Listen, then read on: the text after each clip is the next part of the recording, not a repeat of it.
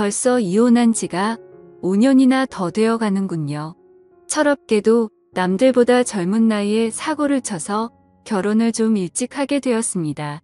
그래도 가장의 책임감으로 어떻게든 잘 이끌어가 보려고 노력했는데 난데없이 처제가 나타나면서 제 결혼 생활이 뒤틀려 버리게 되었네요. 원치 않는 상황이 계속 반복되고 처제도 적당한 데서 멈출 줄을 몰라 결국 아내와는 헤어지게 되었습니다.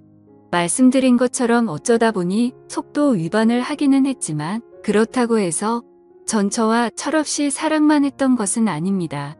당시에 전처를 향한 마음은 진심이었고 처제가 저희 앞에 나타났을 때도 저는 전처를 진정 사랑했기에 그렇게 행동할 수 있었던 거죠.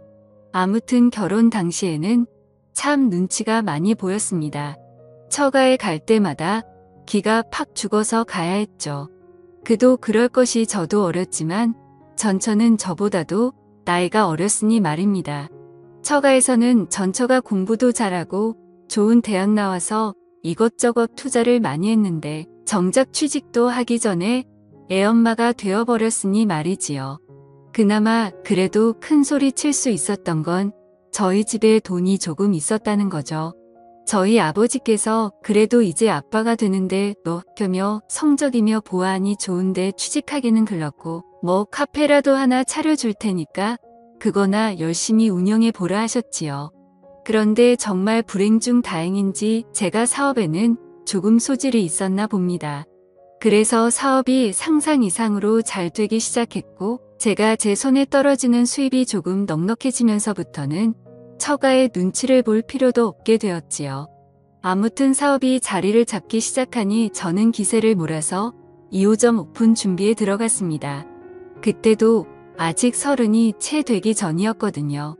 그러니 자만심도 조금 있고 그래서 눈에 보이는 게 없었습니다. 그래도 진짜 하늘이 도왔는지 처음에는 가게가 잘 안 되고 반응도 없어서 큰일 났구나 싶었는데 근처에 뭐 이런 저런 게 들어오면서 2호점도 순식간에 매출이 오르게 되었지요. 사업 이야기는 대충 하고 아무튼 전처한테는 당시에 아직 대학을 졸업하지 않은 3살 아래의 여동생이 한 명 있었습니다. 저도 집에서는 외동이고 처제가 애교도 많고 귀염 떠는 성격이라 그런지 처제를 제 여동생처럼 대해주고 잘 지냈습니다. 처제가 제 가게에 자주 놀러 오기도 했지요.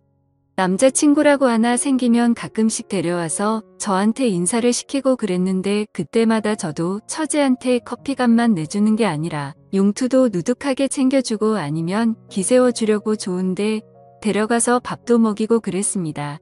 전처는 취직을 하고 싶어 했지만 애 때문에 하는 수 없이 전업주부가 되었지요. 그래도 그때까지만 해도 전처가 육아 스트레스나 뭐 자기 꿈을 포기했네 어쩌네 하는 스트레스로 저한테 짜증을 내거나 투닥거리 한 적이 몇 번 있지는 않았고 대충 잘 지내고 있던 시기였지요. 그런데 장인의 건강이 나빠지면서부터 모든 일이 꼬이고 말았습니다. 전처랑 아이가 생겨서 결혼해야겠다고 찾아갔을 때는 당장 마당에 있는 나무를 뽑아다가 저를 묶어놓을 기세로 성질을 부리시던 분이셨는데 그만큼 건강하던 분한테 암이 발병한 겁니다.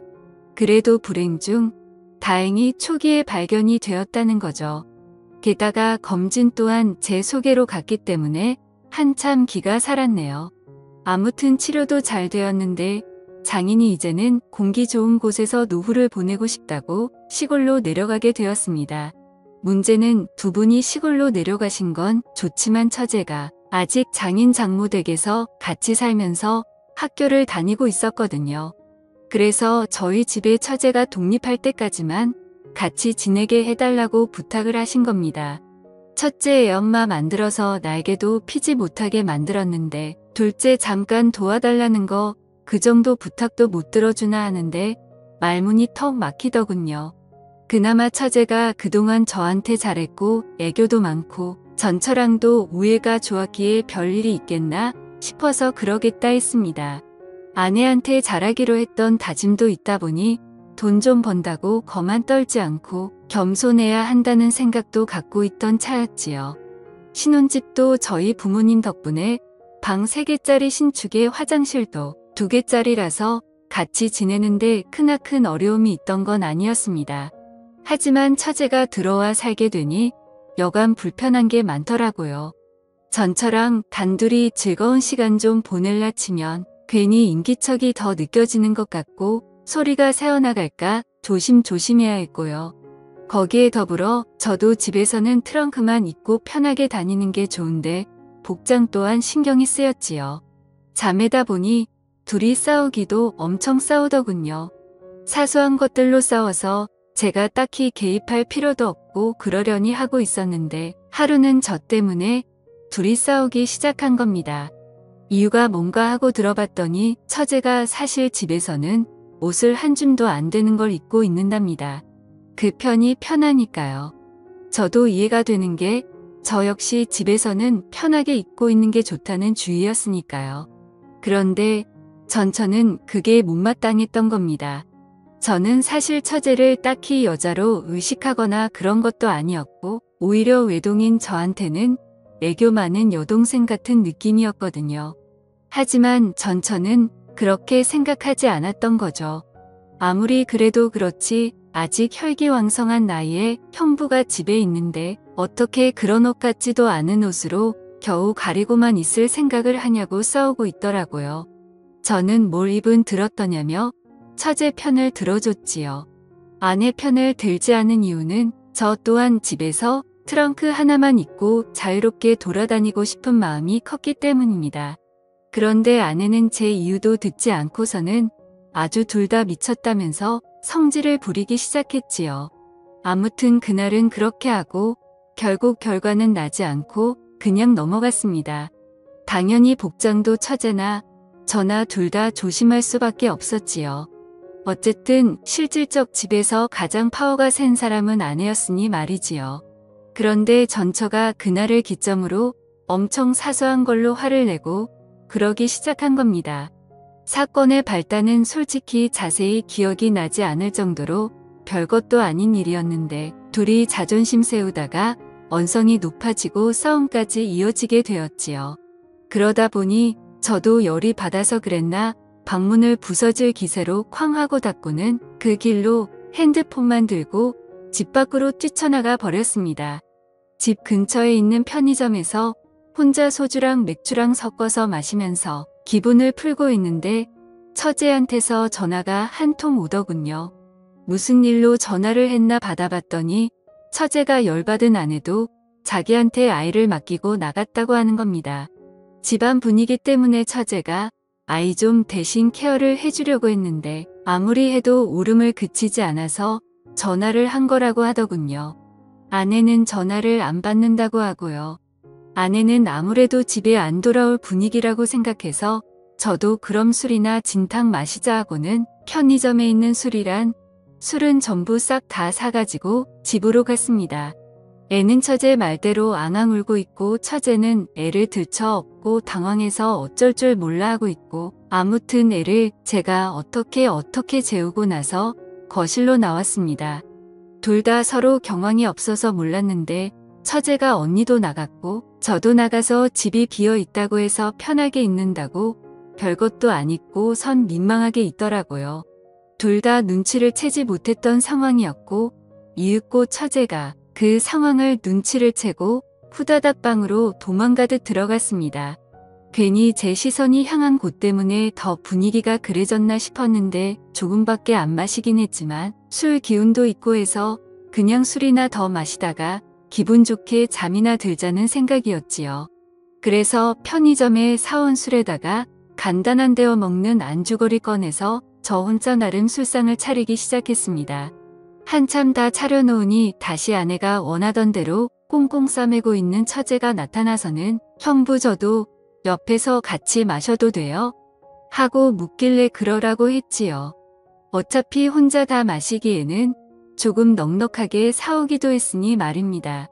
같이 술 한잔 나누고 있는데 처제가 자신의 언니지만 제 편을 들면서 욕도 해주고 제 기분을 많이 헤아려 주더라고요. 그래도 처제가 가족이라고 언니 편을 들어주는데 솔직히 반성도 많이 하고 그랬습니다. 처제랑은 한참 늦게까지 술을 마시다가 자러 갔고 그때까지는 아무 일도 없었습니다. 다음날 아침이 돼서야 아내가 들어왔지요. 처제가 제 기분도 많이 달래줬고 저도 더 자존심 부려봐야 뭐가 있겠나 싶어서 아내랑은 그날 화해하고 풀었습니다. 아무튼 처제가 그 당시에 남자친구가 새로 생겼어요. 매번 하는 것처럼 제가 일하는 가게로 데리고 와서 남자친구 소개도 시켜주고 저랑 같이 나가서 밥도 함께하고 그랬지요. 그런데 알고 봤더니 그 남자친구란 자식이 사실 처제랑은 진심으로 만나고 싶었던 게 아니고 그냥 어떻게 하루만 재밌게 보내고 싶었던 겁니다. 처제는 그런 것도 모르고 형부인 저한테 인사도 시켰고 했으니 자기랑 본격적으로 연애를 하고 싶어하는 사람이라고 믿었는지 그 자식한테 모든 걸 허락해버린 상황이었고요. 집에 와서 세상이 무너진 듯 울고 있는 처제의 모습을 보니 마음이 짠하더군요. 제 아들 녀석도 처제가 울어서 슬픈지 같이 울고 있고 그래서 그때 처제 달래준다고 노력 많이 했지요.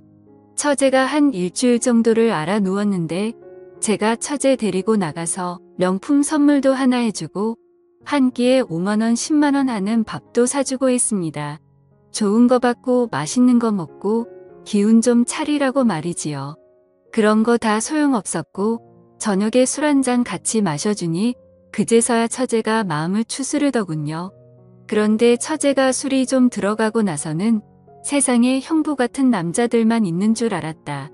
형부는 참 믿음직스럽다 뭐 이런 이야기를 하면서 언젠가부터 자연스럽게 제 호칭이 형부에서 오빠가 되더군요. 그날을 기점으로 처제가 조금 이상해졌습니다.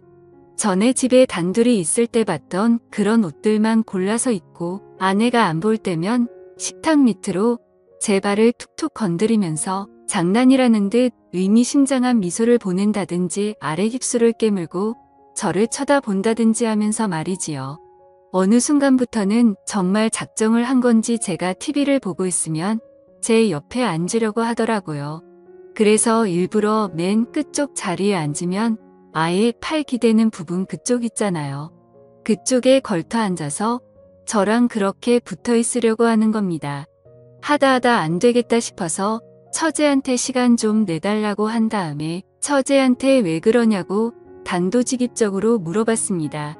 처제가 깔깔 웃으면서 형부 지금 무슨 소리 하는 거예요? 하고 장난스럽게 받아치는 겁니다. 제 얼굴이 다 화끈해지더군요. 제가 과민 반응을 했나 싶고 처제 딴에는 정말 별것도 아니었을 텐데 제가 괜히 오버해서 받아들인 건가 싶었지요. 같이 술을 한두 잔 마시면서 이야기를 나눠봤는데 처제는 아직도 그 남자가 그리워서 죽겠나 보더라고요. 정말 자기 인생에 그렇게 좋아해본 남자는 없는 것 같다며 자기를 갖고 놀아도 되니까 그냥 자기 옆에만 있어주면 좋겠다. 뭐 이런 바보 같은 소리를 하길래 처제한테 그건 아닌 것 같다고 딱 잘라 못을 박아줬습니다. 그러니 아주 서럽게 울기 시작하더군요. 차라리 울 만큼 울게 내버려두는 게 맞겠다 싶어서 한참을 내버려뒀네요. 제 예상대로 한참을 내버려두니 처제도 지쳐버린 건지 아니면 더 이상 흐를 눈물이 없는 건지 이내 그치더군요. 처제가 조금 추스른 듯해 보이길래 술 더 마시게 해도 좋은 꼴 못 보겠다 싶어서 처제를 데리고 집으로 들어왔습니다. 아내가 처제 잘 좀 달래주고 오래 서 다녀온 건데 집에 오니 아내는 세상 모르고 자고 있더라고요. 처제한테 나도 이만 자야겠다고 말하고 방으로 들어가려는데 처제가 잠깐만 도와달랍니다. 그래서 무슨 일인가 하고 방으로 들어서던 몸을 돌려 처제 쪽으로 향했는데 처제가 냅다 저를 끌어안다군요. 머리가 너무 뜨거워서 식히고 싶다고 잠깐만 이렇게 있어 달라고 부탁을 하는 겁니다. 처제가 기댄 제 어깨에 뜨거운 눈물이 느껴질 정도로 한참 슬프게 눈물을 흘리던 처제였습니다. 그거 말고는 딱히 뭐 무슨 일이 있던 게 아니에요. 한참을 둘이 아무 말도 없이 그렇게 끌어안은 상태로 서 있었지요. 그런데 조만간 문이 벌컥 열리더니 아내가 일그러진 표정으로 내가 이럴 줄 알았다면서 처제와 제가 부둥켜 안고 있는 그 상황을 들켜버리고 만 것입니다.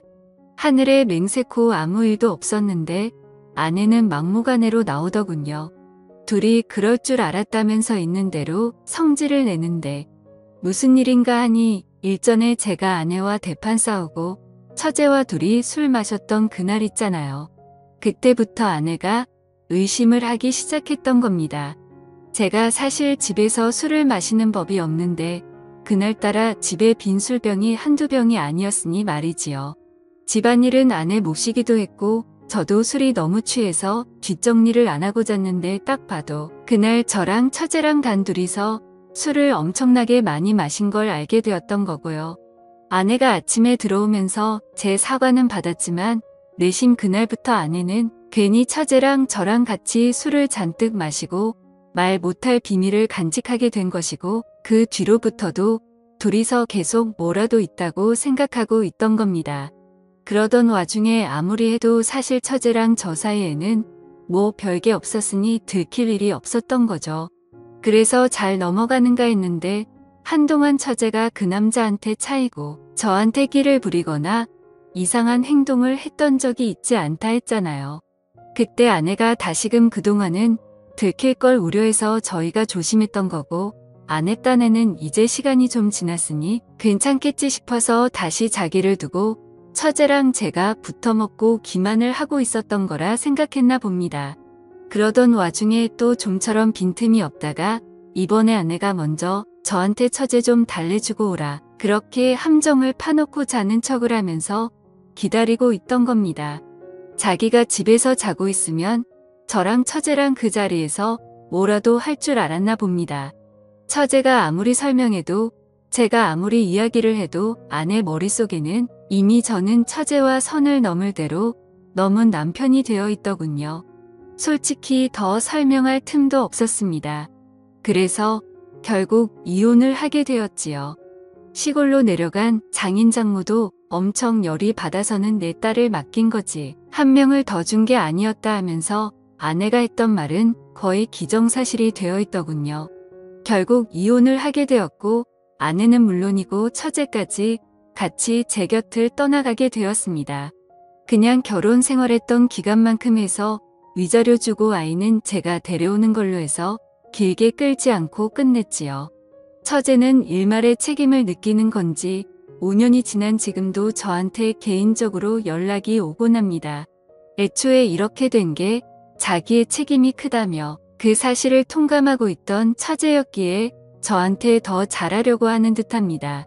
하지만 이제 처제도 30이 다 돼가는데 남자친구를 따로 만들지 않고 있어요.